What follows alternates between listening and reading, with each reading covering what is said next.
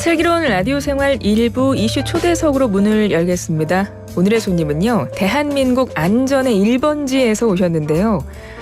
올해도 이렇게 되돌아보면 분당 정자교 붕괴 사고 있었고요. 오송 지하차도 침수 사고, 또 철근 누락으로 공사 중이던 아파트가 무너지는 사고, 이런 안전사고들이 어김없이 벌어졌습니다.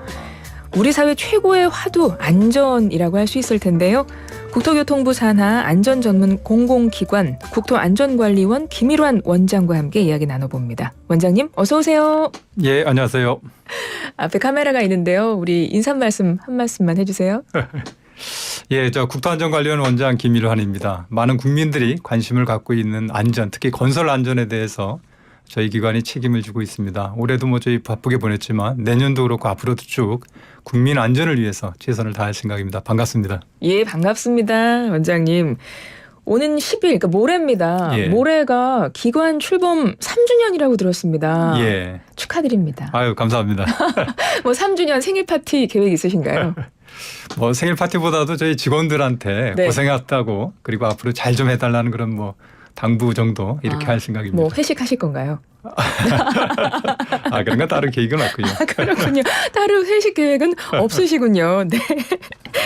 모레 기관 출범 3주년이고 그동안 얼마나 이 기관이 생기고 나서 3년 동안 우리 나라에서 일어나는 국토의 정말 안전을 예. 곳곳이 얼마나 살펴보셨을까 예. 싶은 생각이 드는 것이 벌써 올해만도 이런저런 안전사고가 예, 있었거든요. 그렇습니다. 가장 큰 이슈가 있었던 게 아마도 지난 4월이죠. 검단 신도시 아파트 주차장 붕괴 사고. 예.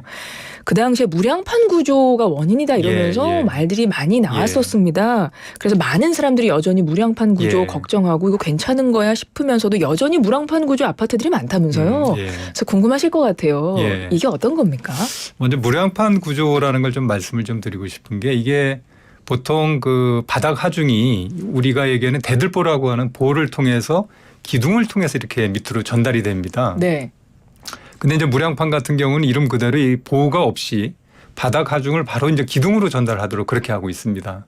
이제 아무래도 그렇게 되면 보를 설치하지 않기 때문에 보가 보통 높이가 한 50cm 이상 되거든요. 내부 공간을 훨씬 더 좀 자유롭게 쓸 수 있습니다. 예. 이제 그래서 이게 백화점이라든가 아니면 지하 주차장 같은 곳에 이제 많이 쓰는 그런 그 공법이고요. 대신에 이제 그 바닥 하중을 기둥으로 바로 전달을 해야 되기 때문에 그 기둥 주변에 철근을 보다 좀 더 촘촘하게 이렇게 배근해야 되는 이런 특징이 있습니다. 그런데 지난번 사고가 바로 그 철근 보강해야 되는 게 제대로 안 돼서 그런 사고가 벌어졌었던 거죠. 예.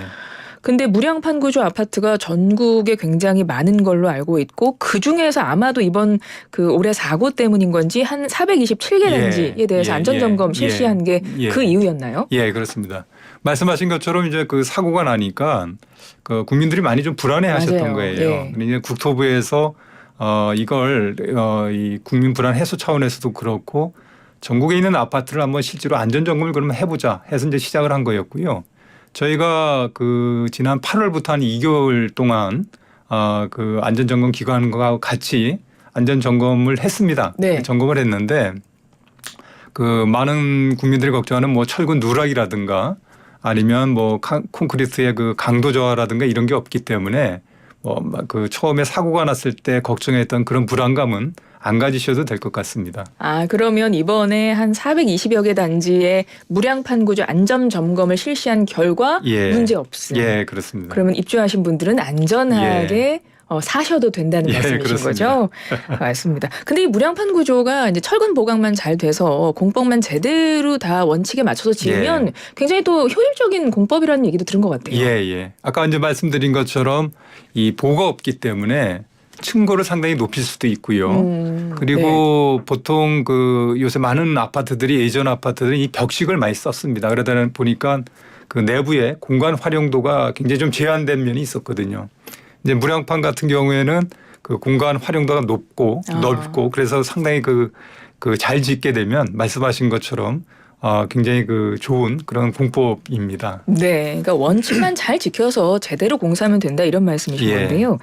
당시에 건담 신도시 아파트가 특히 많은 사람들이 좀 충격이었던 건 뭐냐면 이제 LH가 발주하고 대형 건설사가 그렇죠. 시공을 한 건데 거기서 철근 누락이 있었다. 맞습니다. 바로 이 부분이었거든요.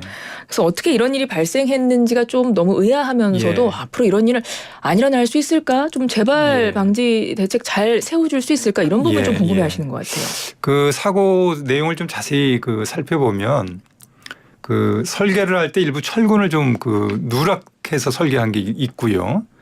또 시공을 할 때 설계는 철근을 배근하도록 했는데 또 누락된 게 있고요.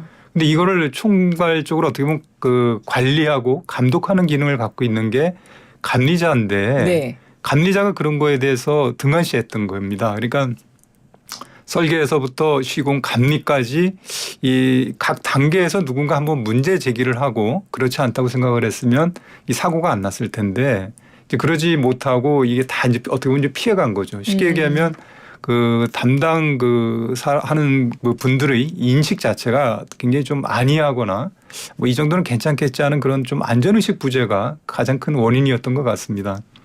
그래서 이게 뭐 꼭 LH나 아니면 뭐 대형 건설사가 건설을 해서가 문제가 아니고 이 안전 자체에 대해서는 뭐 공사 규모라든가 민간이나 뭐 공공 구분 없이 항상 그 기본을 지킴으로 인해서 이 안전이 확보된다는 그런 생각을 갖고 하는 게 굉장히 중요하다고 생각을 합니다. 네. 그럼 그 감리를 거치는 그 절차 있지 않습니까? 예. 그거를 아주 철저하게 감리를 제대로 할 수밖에 없는 어떤 제도 같은 거가 마련되어 있지는 않나요? 지금 중전에도 뭐 돼 있습니다만 이번 사고를 계기로 국토부도 그렇고 저희도 많이 좀 고민하고 있는 게 지금 방금 말씀하신 것처럼 감리가 어떻게 보면 총괄해서 하고 있는데 이 과연 감리가 성실하게 잘 되고 있는지 이거를 뭔가 한 번 더 체크할 수 있는 기능 네. 이런 걸 좀 보강해야 되지 않을까 하는 쪽으로 지금 고민을 하고 있습니다. 네. 국토안전관리원 주 업무 중 하나 바로 건설 현장 점검입니다. 예. 올해 이 안전점검 어떻게 이루어졌나요? 올 한 해 동안? 저희가 하고 있는 안전점검이 주로 사고가 많이 나는 곳이 중소규모 건설 현장에서 아무래도 열악하기 때문에 사고가 많이 납니다. 그래서 저희가 올해 한 15,600개소를 저희가 직접 가서 안전점검을 하고 네. 일부 이제 미흡한 데는 이제 안전 컨설팅도 하고 하는 식으로 해서 연초에 그렇게 계획을 세웠고요. 그 계획대로 차분하게 지금 저희가 점검을 해서 아마 이제 한 12월 중순께쯤 되면 저희가 계획했던 물량은 모든 안전점검이 끝날 그럴 계획입니다. 그러면 매년마다 이 건설 현장에 대한 안전점검은 뭐 어느 정도로 올해는 무조건 이 정도 다 해야 된다라는 거를 처음에 계획을 잡고 들어가나요? 예. 저희가 출범한 지 한 3년 됐는데 네. 저희가 매년 한 15,000개소 정도의 전국에 이루어지고 있는 건설 현장이 1년에 한 16만 개쯤 됩니다. 아, 그래요? 예, 그러니까 저희가 한 10% 정도는 직접 가서 한번 점검을 하겠다고 계획을 세우고 이제 그 계획에 따라서 점검을 하죠. 그렇군요. 그 계절은 어떻게 돼요? 그럼 계절별로 나눠서 하십니까? 계절별로 구분 없이 거의 크게 나누는데 가능하면 공정이 이게 이제 주요하게 봐야 되는 공정들이 있습니다. 예를 네. 들면 철근을 배근해야 될 때라든가 아니면 뭐 콘크리트를 타설해야 될 때라든가 근데 이런 공정이나 지금 말씀하신 계절도 약간 감안해서 현장에 나가고 또 이 계절에 따라서 현장에 나가서 저희가 또 중점적으로 보는 분야도 좀 달리하고 이렇게 좀 유연하게 접근하고 있습니다. 그러시군요. 제가 왜 계절을 여쭤봤냐면 이제 겨울이잖아요. 그래서 예. 근데 이 공사 현장, 건설 현장 같은 경우 계절의 영향을 상당히 많이 받을 것 그렇죠. 같고 예. 안전하고도 직결될 것 같거든요. 예, 예. 그래서 이 겨울철에 건설 현장의 그 위험 요인 같은 예. 것들을 좀 미리 걷어내고 이런 과정이 있어야 되지 않을까 해서 한번 여쭤봤거든요. 예. 뭐 아무래도 겨울철에는 일반 가정도 마찬가지입니다만 화재 안전을 가장 중시합니다. 건설 현장도 마찬가지입니다. 네.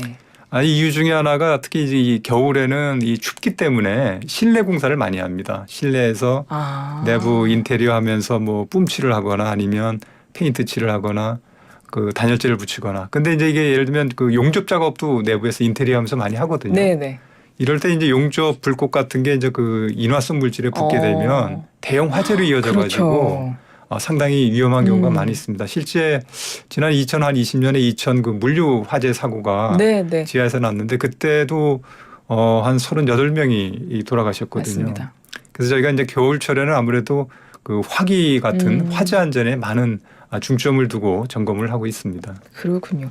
아무래도 이렇게 안전 점검을 사전에 하면 그 위험 요소가 좀 많이 줄어들겠죠. 예, 당연하죠. 성과가 어느 정도나 있다고 볼 수 있나요? 일단 저희가 출범하고 이 3년 차입니다. 그러니까 매년 한 15,000개소 정도를 이제 현장 점검하고 또 국민들도 안전 의식이 많이 높아졌습니다. 네, 네. 이제 그러다 보니까 실제로 건설 현장에서도 안전 의식이 많이 좀 높아졌고요. 그게 건설 현장에서의 그 사고 사망자 수로 나타난다고 저희는 보고 있습니다. 네. 좀 구체적으로 말씀드리면 한 2017년에 한 506명 정도 나왔던 게 2022년에 한 402명. 그러니까 한 5년에 걸쳐서 한 100여 명 줄었거든요. 근데 올해 같은 경우 보면 저희가 한 3분기까지만 비교해 보면 작년 대비 벌써 한 40여 명 가까이 줄었기 때문에 뭐 짧지만 저희가 현장 점검을 하고 하는 이런 효과가 이제 서서히 나오지 않나 이렇게 생각을 하고 있습니다. 네. 건설 현장의 안전 미리미리 점검하고 체크하고 대비하는 게 최선의 안전을 지키는 방법이 아닌가 싶고 그렇습니다. 그러기 위해서 우리 국토안전관리원에서 계속해서 면밀하게 정밀하게 검사를 실시하고 있다. 이 말씀이신 거군요. 예. 그리고 요즘에 이 건설 건축물이라던가 이런 거에 또 현안 중에 하나가 층간소음인 것 같습니다. 공공주택 같은 경우는 층간소음 문제가 굉장히 많고 그렇죠. 분쟁도 많고 그런 걸로 알고 있거든요.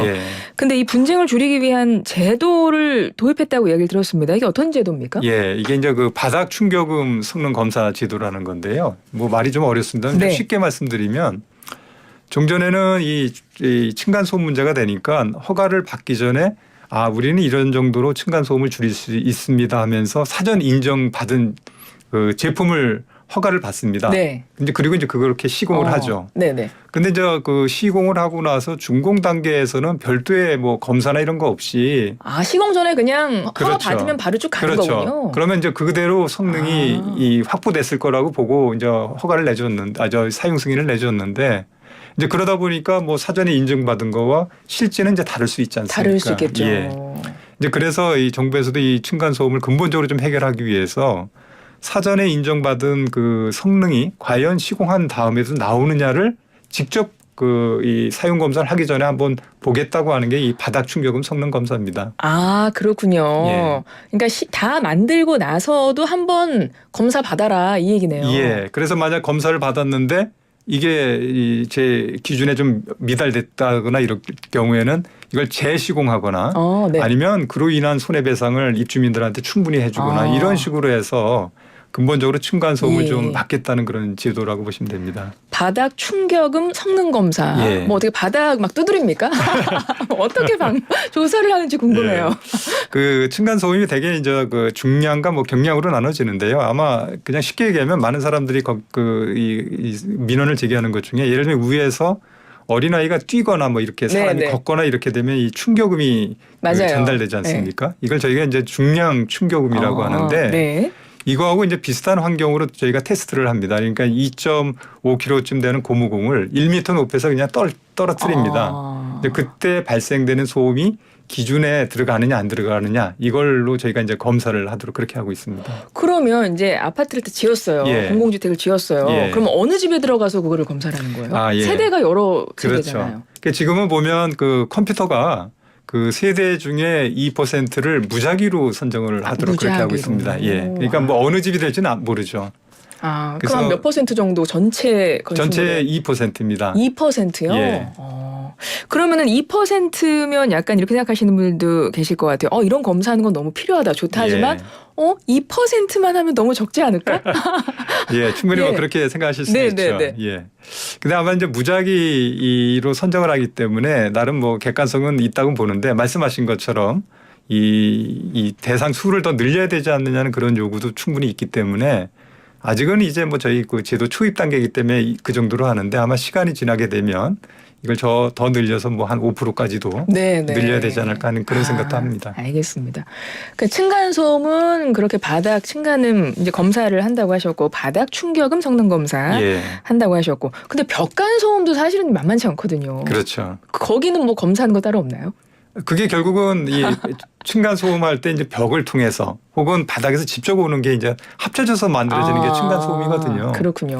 그러니까 지금 말씀드린 것처럼 그 원천적으로 바닥 자체에서 이미 소음이 적게 되면 뭐 그 벽으로 전달되는 것도 적을 테고요. 아, 그렇죠. 뭐 벽에 못질하는 경우는 별 문제이겠습니다만 그건 뭐 층간소음 아니니까. 아니, 벽하면 목 박아봐야 되는 거 아니에요? 그건 뭐 가끔 있는 거니까 아마 그거 갖고 민원이 제기되지는 않을 거라고 봅니다. 네, 알겠습니다. 그건 아마 그 집의 민원이 제기되겠죠. 그뭐 옆집이나 이런 데서. 그렇죠. 그러겠죠. 알겠습니다.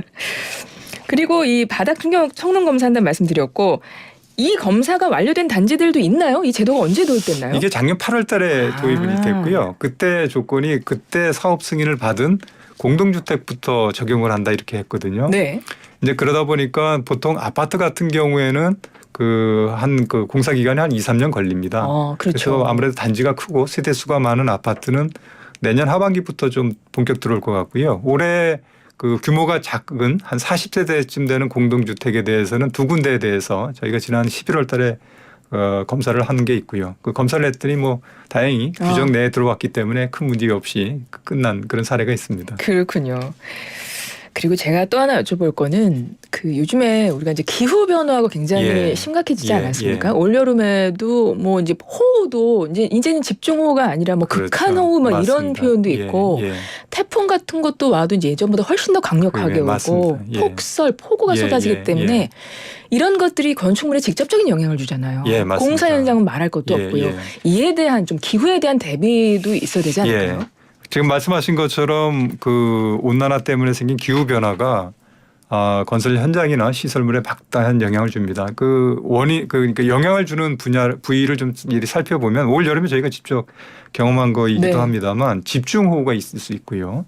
그 다음에 굉장히 온도가 높습니다. 이상 고온 때문에 생기는 맞습니다. 아마 이제 건설 현장 같은데 굉장히 온도가 높을 때 뭐 콘크리트 타설하거나 이런 문제가 있거든요.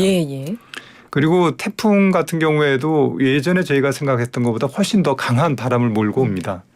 그래서 이제 이런 것들이 오게 되면 취약한 부위가 있습니다. 시설물별로. 예를 들면 제방이나 하구뚝 같은 곳 아니면 교량이나 옹벽. 예를 들면 이제 비가 많이 오게 되면 그 도로 옆에 있는 사면 같은 데도 막 흘러내리기도 하고 그러지 않습니까? 그리고 이제 터파기한 곳도 자꾸 문제가 될 수 있고요. 그래서 이런 이 취약 분야가 있기 때문에 그 취약 분야에 대해서는 이걸 저희가 어떻게 뭘 안전 점검을 해야 될지를 세부적으로 좀 이 점검표를 만들어 가지고 관리 주체가 거기에 따라서 미리 사전에 이렇게 좀 점검할 수 있도록 그렇게 하고 있고요. 또 점검하는 사람을 대상으로도 어떻게 뭘 봐야 되는지에 대해서도 교육도 하고 많이 좀 사전에 예방할 수 있는 수단을 강구해서 지금 하고 있습니다. 대비를 하고 있다 이런 말씀이십니다.